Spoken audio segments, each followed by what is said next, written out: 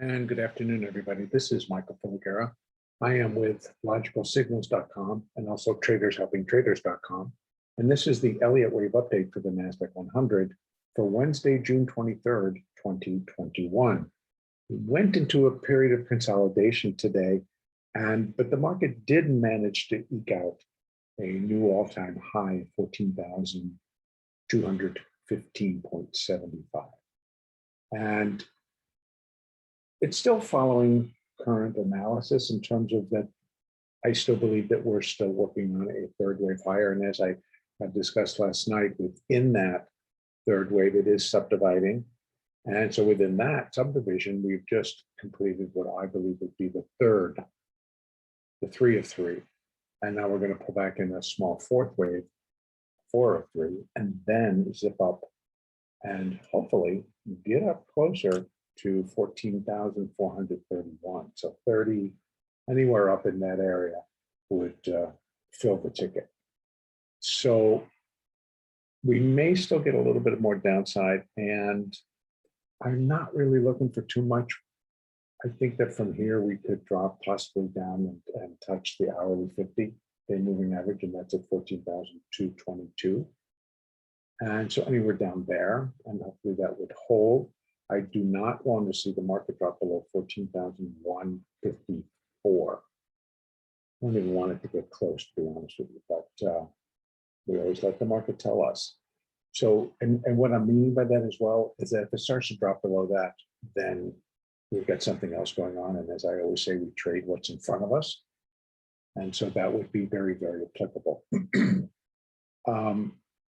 The trade today was kind of mixed. It was, it was slow, it was choppy, and that's just all very recognizable as that this was value right now. And so all the business that really needed to be taken care of today, buyers and sellers were happy to meet right in that area.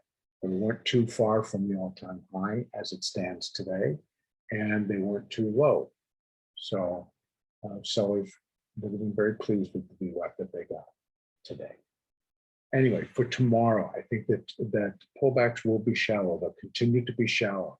If we get back above and creating a high above 14,215, so we go up towards that 14,400 area, then I am going to be looking for a little bit larger ABC for a fourth wave. If you remember, we're just finishing wave 3. We still have a 4 and a 5. And so we're getting even closer, because once we get the 4 and a 5, that's going to complete a minute fifth wave, which completes a minor fifth wave, which completes an intermediate fifth wave, which completes a primary third wave. So again, at least in the S&P and in the NASDAQ, because that's where I do my work, that the markets are confronting a period of a primary fourth wave correction. And these third waves that we're finishing are between 12 and 13 years in the making. And so it should be a significant correction.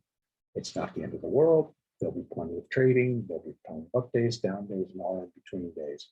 But the general bias, we don't know yet, because there's several different forms that type of a move can make. But consequently, after that move is complete, and it's going to take several months in my estimation, then an additional sizable primary wave 5 rally should take place and be several years. Okay, now back to the very small time frame, the next hour. Downside should be limited. Upside, I think, should be limited as well in terms of it to be a sweet rally from here. It's close to 160 points from here up to 14,430 area. That would be very nice. It would be fun to trade. Continue to trade what's in front of you, folks. Continue to use your moving averages. And again, I keep them on a 1 minute, a 2 minute, and well, that normally is a 5 minute. So let me put the 5 minute up, and on the 5 minute chart. And I don't keep them that tight. I'm gonna open them up so I could see what's going on inside and see these moving averages right now. They're flat as a pancake all the way down the line. And I laugh because it's like this, it's like there's nothing going on. In any case, when they get in alignment, which was more difficult today because you can see they kind of got all bunched up. This is like all day, and they're bunched up, and then they get a big seller and we got a big buyer. So it was difficult. Not impossible, but a little difficult. I'm hoping tomorrow we drop back into that trend and remember when our just become in sync, and that would be on the 1, the 2, and the 5 minute to start. You want to follow that trend because the market is telling you where it's going. That's where I'm going to leave it. The next update will be tomorrow, June 24th.